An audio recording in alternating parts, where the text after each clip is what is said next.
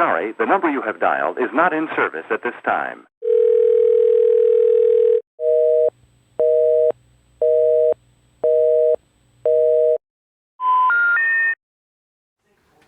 In 2005, Kathleen Johnson answered a call to duty and became perhaps the most unlikeliest of advocates for survivors of Hurricane Katrina along Mississippi's obliterated Gulf Coast.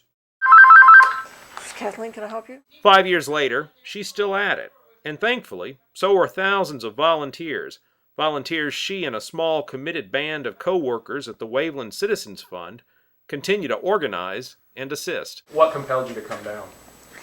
I was watching, I've never done anything like this. I was watching the news, and I remember that day, it was the third day into the storm, and I don't remember which national TV broadcast it was, but they kept saying, we don't know what's going on in Waveland, and it was day 3. And I'm sitting there yelling at the TV, you can go to the moon, and you can't tell me on day 3 what's going on in Waveland. And it just made me so sad because I knew that the demographics had to be the elderly, and it bothered me. So Johnson, a native Australian who came to America in 1972, married and raised a family, took things into her own hands. She made contact with a minister on the coast, worked with firemen in Thompsonville, Illinois, to fill a semi-truck with supplies, and headed south on a journey that would change her life. I was appalled by the lack of infrastructure to support the elderly. It was horrific when I came down, but it was their plight that bothered me, and that there was no outreach to get to them. It was every man for themselves, and you had to get to the resource station. We have 480 homes here that need to be finished, that I know of, and there's thousands across the coast that still are not finished.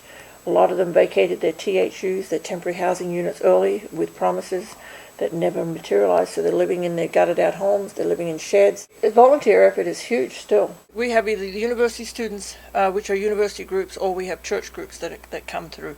2 different styles and 2 different agendas. The university students are here doing a service work for their organizations. The church groups are here to serve and to do their ministry work, and as a side of that is the volunteer work on the houses. And the age range is from 10 all the way up. I think the oldest one we've had here was 82. So the age is there's no age barrier. If you've got something you can offer, we need you here. And I think we're going to lose it. I am going to try and make it already built.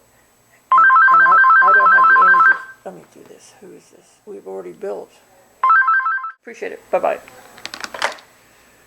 All day? All day. Every day. Virtually building houses. It's an interesting job to have, helping people through this, making contractors out of every one of the residents of the Gulf Coast. It's been a struggle. It has been an absolute struggle. One nail at a time. It's a very slow way to do a recovery. How many have not recovered and who are not going to recover? That's the question I think everybody should be asking as we go into the 5th year. What are the real figures? There was no central point for us to report our data ever in 5 years. As the different organizations collected their data and did their work, they took their data and went home. And unfortunately in Katrina, most of the data has exited the state, and there is no data for us to go back and evaluate. The compound Johnson and her colleagues have created in Poplarville can house 70 volunteers at a time, plus equipment and supplies. In 5 years, more than 20,000 people have donated their time and energy to the cause, and most have called this place home at least for a while. For Johnson, home and family await out west, but what's kept her in Mississippi for so long? That one more house. I'm working on 3 right now, and I keep saying that's it. But we'll see. I am going to try and make it to December. That is my goal.